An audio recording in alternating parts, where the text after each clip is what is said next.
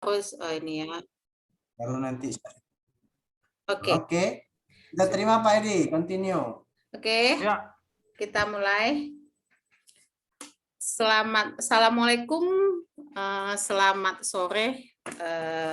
Terima kasih atas waktu yang diberikan oleh Pak Arief dari SLB Negeri Dumai dan Pak Edi dari SLB Negeri Kupang, ya Pak ya? Ya. Oke, sehat Pak semua? Alhamdulillah. Alhamdulillah sehat ya. Semoga kita dilimpahi kesehatan dalam masa pandemi ini gitu.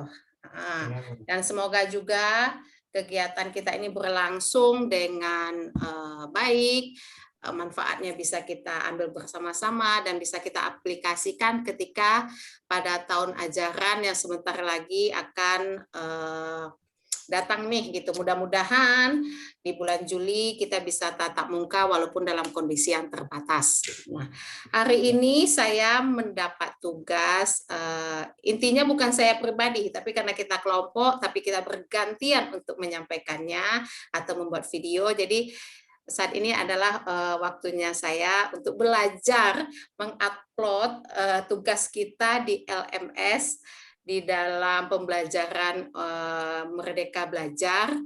Jadi ini dalam masih proses intinya seperti itu. Tapi nggak apa-apa. Tidak ada yang tidak bisa kalau tidak kita coba. Itu ya Pak ya. Oke. Saya akan menyampaikan materi saya tentang pendidikan yang memerdekakan. Seperti itu. Nah, pendidikan yang memerdekakan adalah mengapa kita perlu mengenal peserta didik dalam menerapkan pendidikan yang memerdekakan. Di sini saya tuliskan bahwasanya untuk membuatkan program yang sesuai dengan peserta didik, seorang guru harus mengenal peserta didiknya dengan melakukan asesmen dan identifikasi. Asesmen dilakukan untuk mengetahui potensi dan hambatan yang dimiliki siswa, bisa dengan mengamati, melakukan konsultasi dengan orang terdekat, dan melakukan tanya jawab dengan peserta didik dengan melakukan asesmen. Diharapkan program yang akan dibuat untuk peserta didik akan lebih tepat sasaran. Seperti itu. Nah, identifikasi. Identifikasi yang dilakukan gunanya untuk menentukan langkah selanjutnya apa yang harus dilakukan untuk peserta didik yang sudah melakukan melalui proses asesmen. Dan pentingnya identifikasi ini disesuaikan dengan potensi, minat, bakat, dan usia peserta didik.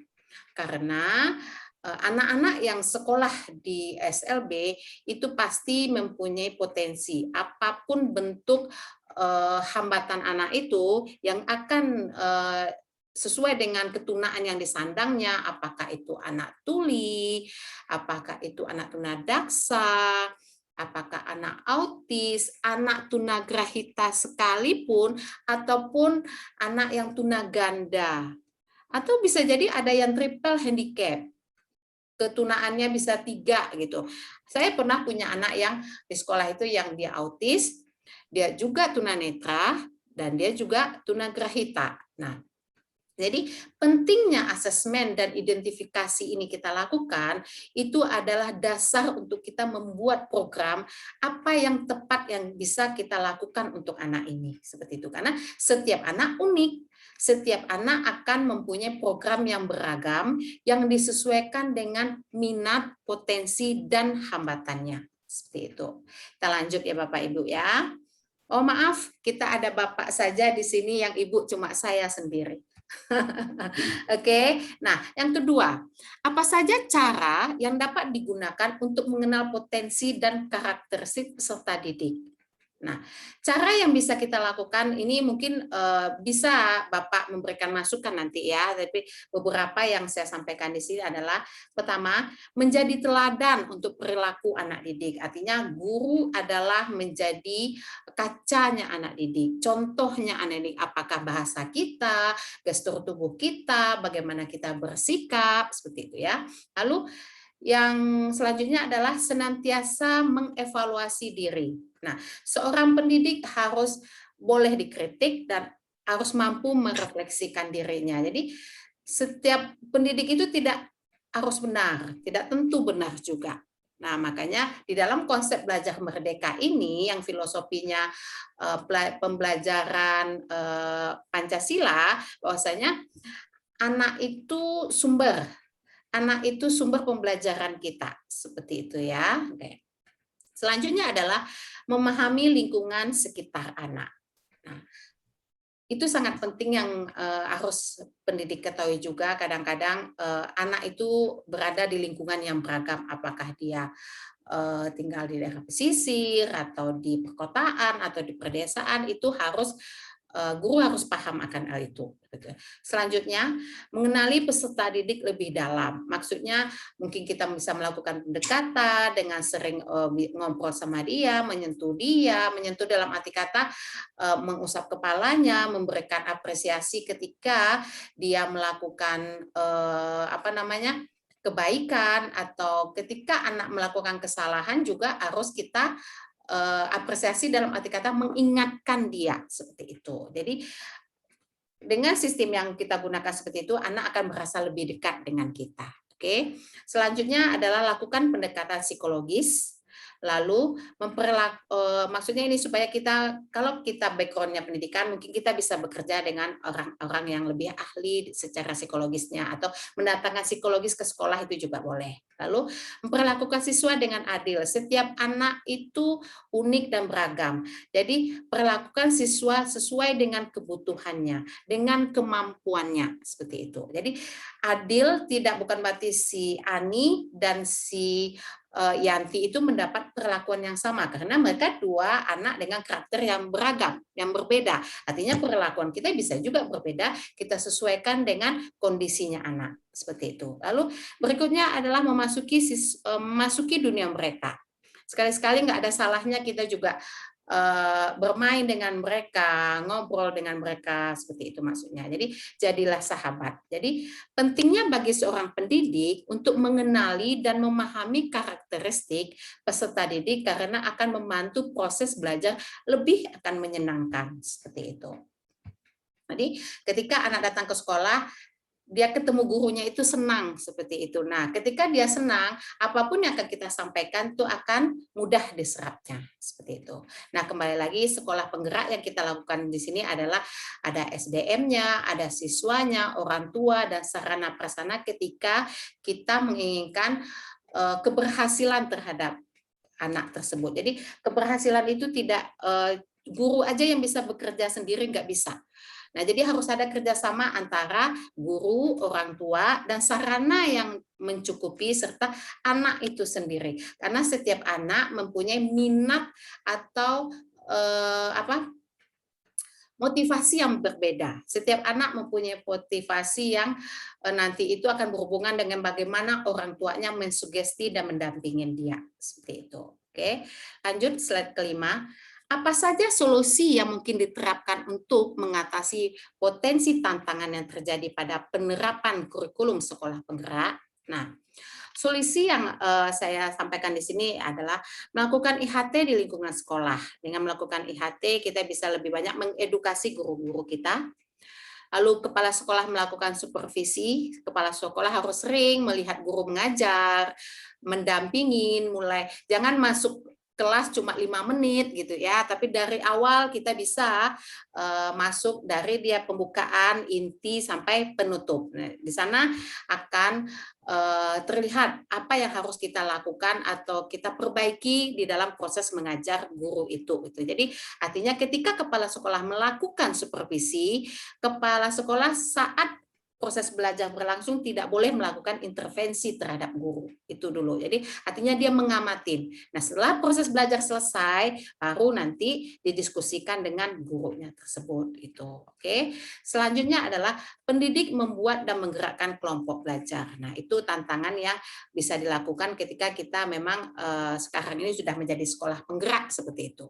Lalu bimbingan dan diskusi sesama teman sejawat. Nah, itu juga penting. Kadang-kadang ada beberapa guru yang sungkan kadang-kadang ngobrol dengan kepala sekolahnya dengan berbagai hal gitu ya. Jadi boleh mungkin dia diskusi dulu dengan teman sejawat atau dengan teman-temannya yang lebih senior seperti itu.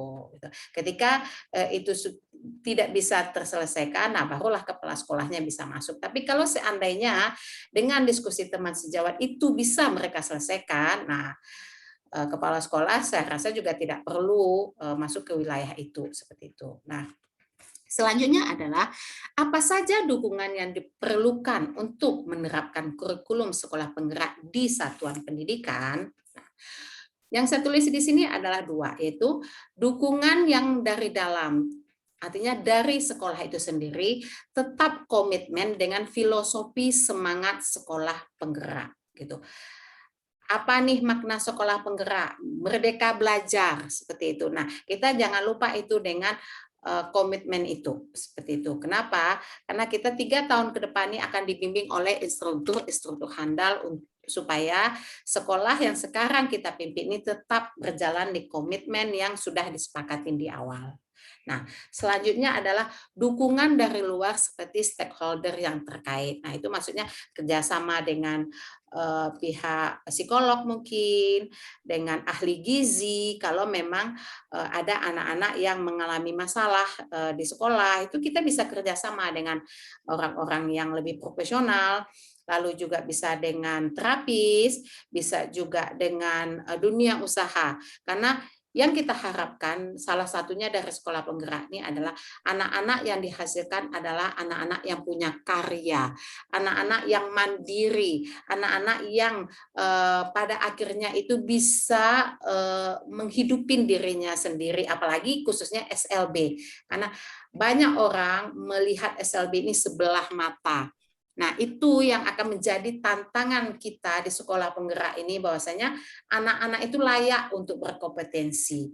Anak-anak itu yang mereka ingin tidak dikasihani, tetapi mereka ingin difasilitasi. Mungkin itu salah satu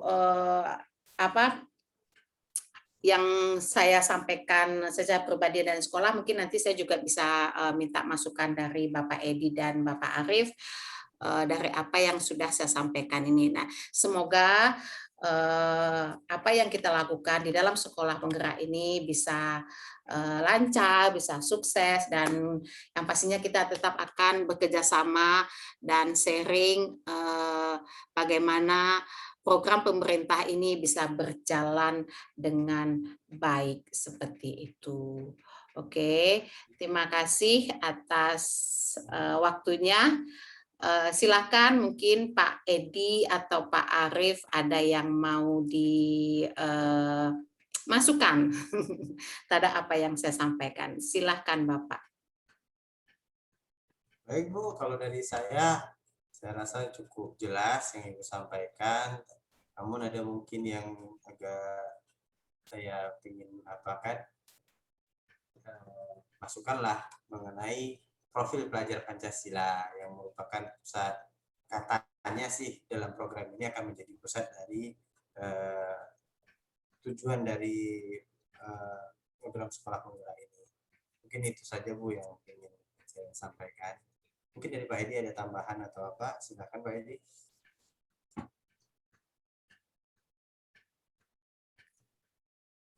Halo Pak Edi. Ya, baik. Ini materinya tadi hilang ya? Iya, oh barusan saya ini. Ya baik, kalau menurut saya ya pemaparannya bagus. Ya mungkin saya juga sependapat dengan Pak Arief. Profil pelajar Pancasila itu mesti tetap dimasukkan di dalam segala kegiatan presentasi, tentu disesuaikan. Profil mana yang sesuai dengan apa yang kita paparkan atau kita sampaikan. Seperti itu. Lalu mungkin tadi satu yang dukungan eksternal ya. Iya, betul Pak. Tadi yang eksternal itu mungkin selain terapis, psikolog, yang stakeholder itu mungkin juga instansi terkait, dinas, dalam Betul, mendukung betul. Iya. ya terutama dinas pendidikan. Ya.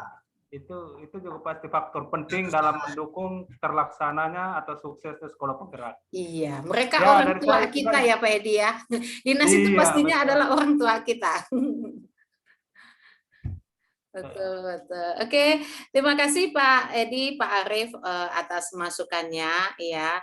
Yang pasti itu disesuaikan dengan seperti yang tadi masukan dari Pak Arief, Pak Edi, bahwa disesuaikan dengan budaya sekolah itu juga di mana kita berdomisili. Kalau saya nih, saya domisilinya di Kepulauan Riau, pastinya saya sesuaikan dengan budaya Melayu juga seperti itu ya.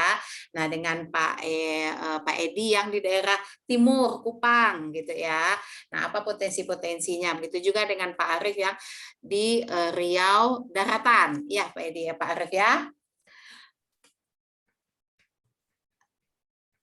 Oke, terima kasih atas waktu yang sudah diberikan ke saya. Itu presentasi yang saya sampaikan. Semoga saya bisa belajar lebih baik lagi. Terima kasih. Selamat sore. Salam sehat untuk kita semua.